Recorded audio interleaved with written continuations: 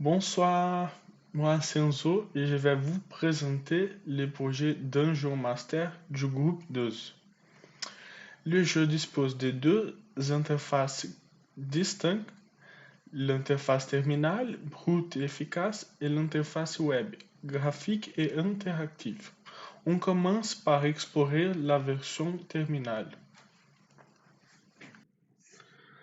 L'interface terminale est divisée en trois états différents offrant les mêmes fonctionnalités que les pages respectives de l'interface web.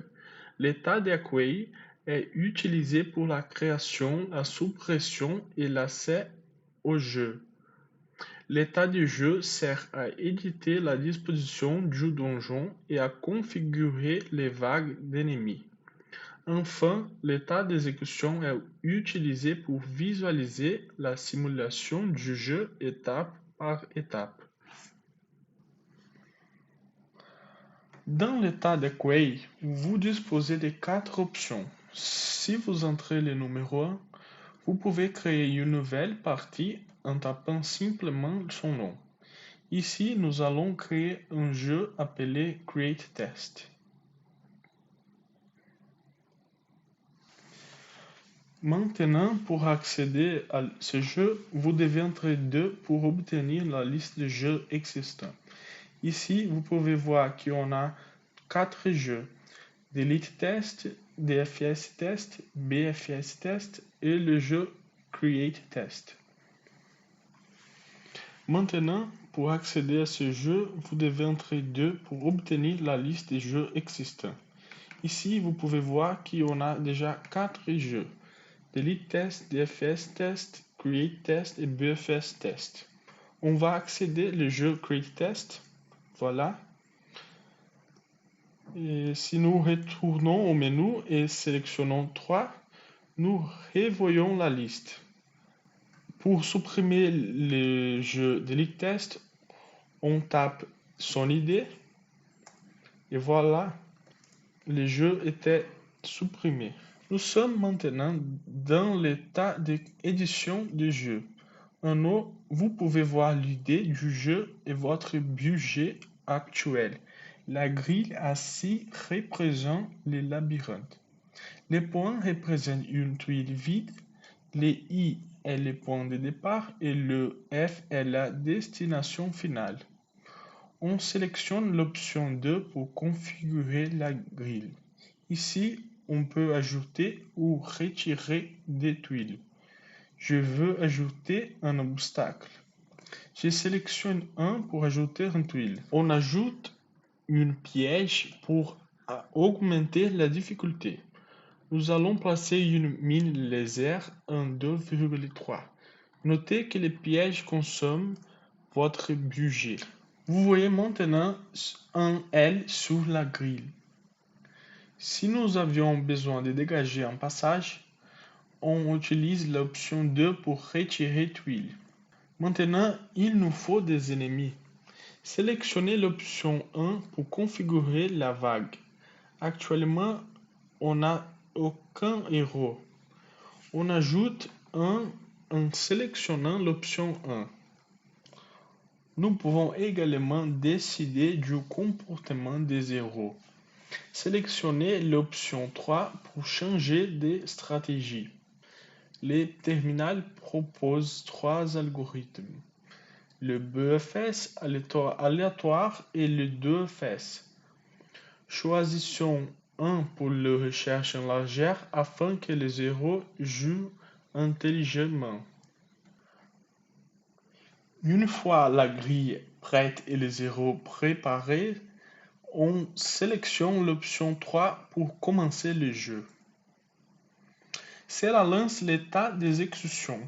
Contrairement à l'interface web qui s'anime automatiquement, le terminal vous donne un contrôle précis sur la chronologie. Vous pouvez voir que le score est encore à 0. Chaque fois que vous appuyez sur 1, la simulation avance d'un écran. Vous pouvez voir le symbole H se déplacer sur la grille. Si les zéros marchent sur notre mine laser, les symboles changent en 2 ou D, indiquant des dégâts ou une interaction, et la description de l'interaction en bas se met à jour pour nous dire exactement ce qu'il se passe. Une fois la course terminée ou les zéros morts, sélectionnez 2 pour terminer l'exécution et retourner à l'éditeur.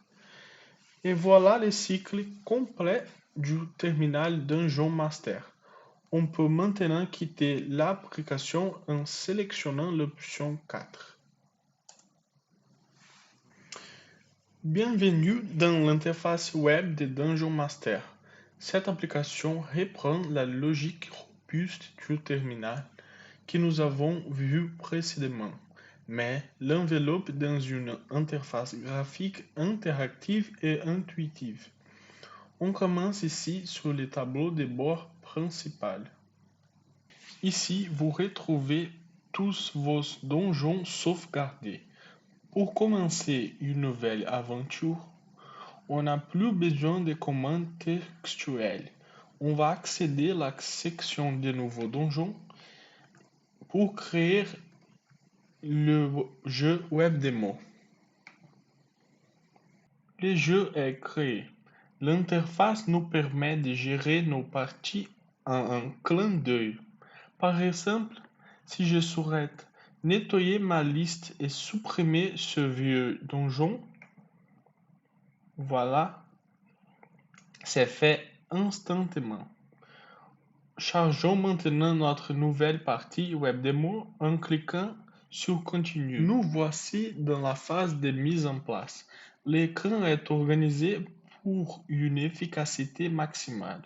Au centre, votre donjon. À gauche, vos ressources et statistiques. À droite, votre arsenal de pièges. Construisons en défense. Je sélectionne une mine laser dans le menu de droite. Notez que, contrairement au terminal, je n'ai pas besoin d'entrer des coordonnées. Je clique simplement sur la grille. Chaque placement met à jour votre budget en temps réel, visible ici à gauche. Si je change d'avis, je peux activer le mode de vente et revendre mes pièges pour récupérer des fonds. Maintenant, préparons l'invasion. Dans la section Wave Configuration, on peut ajouter des zéros. Juste en dessous, on a le choix crucial de la stratégie ennemie. L'interface nous présente les algorithmes disponibles. Pour ce premier test, on va forcer l'ennemi à utiliser les BFS ou recherche en légère. Tout est prêt. Lançons la simulation. Voici le mode d'exécution. C'est ici que la magie opère. L'interface web nous offre des contrôles de lecture complète à droite. Je peux mettre en pause ou accélérer le temps si je suis pressé. Regardez le battle log à droite. Il nous raconte l'histoire du combat passe à passe, décrivant chaque dégât reçu. Voici la liste de nos jeux. Je sélectionne DFS Demo, une partie conçue spécifiquement pour piéger les algorithmes d'exploration naïve.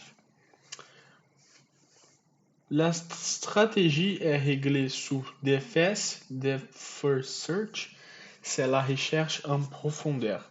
Contrairement à une IA optimisée, le DFS va s'engager à fond dans une direction avant de vérifier si c'est la bonne. C'est parti. Regardez l'héros.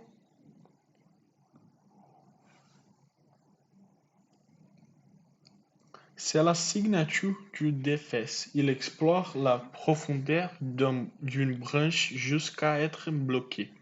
Il ne voit pas la sortie globale, il ne voit que le prochain pas possible dans sa branche actuelle. Maintenant, On va essayer de tuer les héros. On va ajouter des pièges et essayer.